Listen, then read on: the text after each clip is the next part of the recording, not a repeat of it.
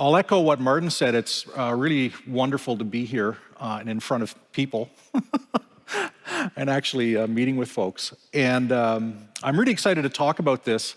Berthold mentioned I've been doing this for a couple of years. Just to give some context, when I first started at Microsoft, I used to get run out of meetings with customers when I told them that Active Directory was required with Windows and it would be scalable and all of these kind of things. Time has changed. Now no one even thinks about that. But I'm going to set a little bit of context. Do I need a clicker? Yes. I'm going to set a little bit of context with respect to where I've been and what I've seen over the last little bit to give you some background on kind of what my conclusions are. So let's see if this will work. There we go. So literally, when I first started in this business, I mean, even before identity, I worked on a mainframe, and the whole era of local area networks was just starting. Anybody remember Banyan Vines? Any hands? Few gray hairs out there. Yes, a few of us still left. And the funny thing about it was, as I illustrate here on the slide, is that these silos across all these different organizations were extremely common. And as time went on, we kind of had this whole eruption of SaaS. And it really started to disrupt a lot of these legacy applications. Not just applications that in the old days were on mainframes, but literally everything. The business models, the revenue models have all changed. I mean, even in the software industry, we had to go from perpetual licenses to subscription licenses. A lot of those things have changed. But the only way that in really the last 20 years that we were able to move data from one silo to another was through ETL, which is just basically this export, transform, and load operation. I'm sure you're familiar with it. We all did it. You exported something from one thing and you did some changes to it and you imported to a different silo. And there was very little API access. Today, those silos and their problems continue to exist.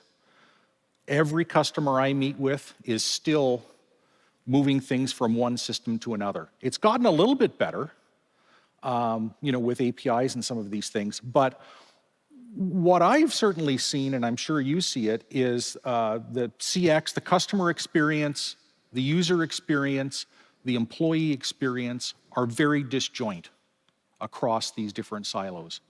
There's a lot of APIs, but the problem with having a lot of APIs is then you have to start worrying about API managers and API security and proxies and gateways. There's just been an explosion of these tools to protect APIs. The other thing is, again, when I talk to customers, is everybody keeps thinking that SIMs are the answer. We'll just forward all the information to a SIM and we can monitor our security from there. I think that's really great for the SIM vendors because a lot of them charge by how much data gets sent into their SIM. So that's pretty good too for them. And I think another issue that I've seen with customers where they get particularly frustrated is where vendors are pushing them to move to a cloud version of a piece of software. And there's an impedance mismatch between the on-prem version that they're running and the cloud version that they're running. In other words, they're not 100% correct. You can't go from one to the other because it's missing this feature, and you basically end up having to more or less turn off the on-prem version and go to in quotes, a brand new version in the sky. It's just, amazingly commonplace. So we're not quite there yet, and to add a point to what Martin was saying in his key point, complexity really is the problem. The world has become increasingly complex for us because of things like what's going on with shadow IT and all of these SaaS applications that have come together.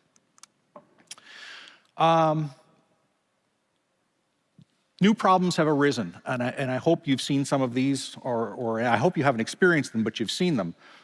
More and more niche SaaS tools being deployed at customers to address specific pain points. The number of applications literally has exploded. And employee collaborations and workflows are very splintered. I literally almost can't go a week without seeing another vendor who's putting yet another workflow engine inside their product. How many workflow engines do we need in the enterprise, right? And when you come right down to it, it's really hard now to find the business core. Where is the business core in the company? Is it in this application, that application, these 4 applications, these 12 applications, all of these different databases? It's really a difficult thing. And I want to give you one stat from an analyst company, which I thought was really interesting, is they said through 2025, more than 99% of cloud breaches, so pretty much all cloud breaches, will have a root cause of customer misconfiguration or mistake, right?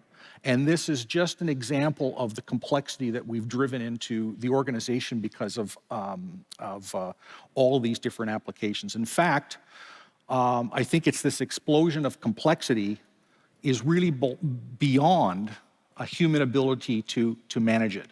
So even though there are great solutions coming out, SaaS, security posture management, the cloud identity entitlement management, things like that, it's not enough. In fact, in some ways, those things are even more complex. And while all this has been happening, something else is happening at the board level and at the CXO level. It's called digital transformation or digital journey. We're really trying to, at these companies that are going through this, unlock employee and customer value, to reduce friction and have a more seamless experience. One of the things that we see is how organizations are trying to have an explicit connection and alignment across all their teams. And to Martin's point, when he was talking about an aligned IT and a secure IT, that's one of the key things that they're trying to do, I think, in a lot of organizations, is have this alignment across the whole organization. And it's really difficult to have that with so many different tools. The other thing that I'm starting to see more and more customers talk about, or even at the edge of implementation, and some customers are really implementing these things, is low-code and no-code platforms, with the goal of bringing everyone in the organization into IT. You want to change a workflow, you want to change a process, you want to build something to automate something, let's get the business involved in it. It's not just IT that has to do anything. So if you can unlock some of that value, it brings a lot of energy into an organization and helps with the digital transformation and in bringing people into the overall company from a strategic perspective. The other thing too is less reliance on outside contractors or consultants. We see this time and time again in every organization, no matter what the project is. You bring people in, they do their work, they hand it over to you, they leave, and then you're calling them back in again and again and again because there has been no knowledge exchange or insufficient knowledge exchange. Your workers change. So these low-code, no-code business platforms are something that I think we'll see more and more of. So the interesting thing I've noticed, and this happened probably 3 or 4 years ago, about 3 years ago, were customers starting to talk to me about, could you make your application, the interface, look like this other interface? And I would ask questions to the customer, well, why do you want it to look like that? And they said, well, because we're using this platform for our whole company. And we would like our people to see one unified, or have one unified experience. And that's where I started thinking about this. So when I was preparing for this presentation, or thinking about this presentation, a lot of things have happened over the last year. And I kind of wanted to put into my brain, who has the potential of having one of these business platforms?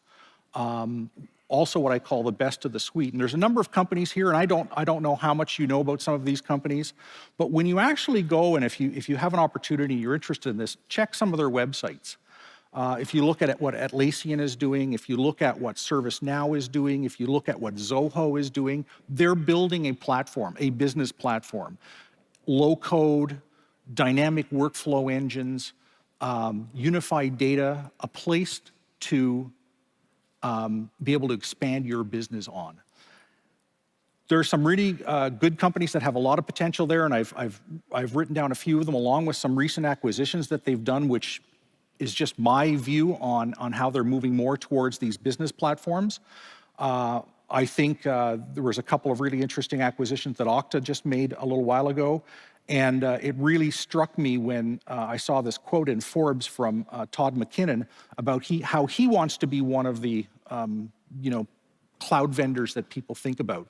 And I actually think that that Todd and Okta eventually want to become a business platform.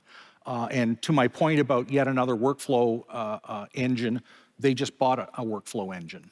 So again, it just shows how some of these companies are trying to do this. And I put doubtful for Amazon simply because if you think about what Amazon does, Amazon is very much of a compute platform. That's what they're interested in. They're interested in selling compute resources for the customer.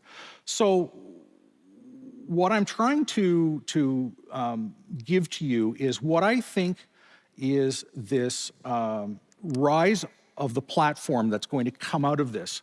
And if you've been around for a while, you will have seen this in the past, and on my next slide, I'll talk to you a little bit about how this happened in the past. So what is this platform about? The platform is about working smarter and faster. It's about delivering engaging experiences across your business, to your partners, to your customers, to your employees. It's about automating work for everyone, and it's about connecting the enterprise, right? It's about pulling everyone in the business into the strategy for the company. In a lot of cases, we've talked in the past about how identity has to work with the business. This is very much the business working with everyone inside the company. It's not just about identity. And I think one of the key things, Martin was just talking about this, is having this common plane with a lot of these capabilities already baked into the business platform that you're using. Whether it's security, whether it's identity, whether it's entitlement management, whether it's governance, having all of that as a single set of capabilities as part of a business platform. So the rise of the platform, my belief generally is that the pendulum is swinging towards best of suite SaaS solutions from business platforms like Atlassian, ServiceNow, and Zoho. Not today, maybe not tomorrow, but I think over the next 5 years or so, you're going to see more and more capabilities built into these platforms and more companies gravitating the building of their digital transformation and their strategy, their digital journey on one of these platforms. There is huge trapped value at the intersection of technology and employee engagement. When you can get the technology enabling all of the employees in an organization, and you can get all of the employees in an organization rowing the boat in more or less the same direction, you're going to go a lot further than having all of these disjointed capabilities across your company. I do believe that SaaS best-of-breed solutions will eventually face very tough best-of-suite competition. What do I mean by that as an example? So a lot of the customers I talk to, because, well, it's a lens that I look through because I'm an identity governance vendor, they want integration with their GRC product, whatever they're using today for governance, risk, and compliance. So I think what we'll see is platforms like ServiceNow, which already has a governance, risk, and compliance capability, but other platforms building that capability in, and eventually companies wondering why they're purchasing standalone products. And if you've been around for a while, you saw the early days of identity management where people would buy a point tool from Zoomit, where I used to work, or in those days, all the other kinds of identity vendors that were out there, most of which aren't there now anymore. And we swung to a best of suite, where you would go to, perhaps it was an Oracle or a Novell or someone else, and you would buy a suite of identity tools. Well, I believe that the same is going to happen again, except from a SaaS perspective. Instead of everyone buying a identity governance product and an identity management product from a different vendor and a password management product from yet a different vendor, we'll see a swing of the pendulum to the SaaS best-of-breed platform. And again, if you look at some of these platform vendors, you'll see that they either have already released components that do that, or that they've got intentions on it. And when you think of vendors like Okta and some of the other vendors that are out there, Microsoft, who are just acquired CloudKnox, for example, you see them building that same platform. I don't know if that's what their actual intent is, but when I look at it through what I'm seeing, that's kind of what the conclusion I'm coming to. And I think the last thing is identity becoming more of a platform service, not a series of add-ons. In other words, it's dial tone. And you can definitely see that in what Microsoft is trying to achieve. You can see that when you think about Okta and what Todd McKinnon said about his designs on being a cloud platform of choice in the future. And you can certainly see it in vendors like ServiceNow and in some of the other vendors I mentioned. So moving away from perhaps purchasing more of these individual identity products and relying more on the identity capabilities, the dial tone that's built into the platform. That's it. Thank you.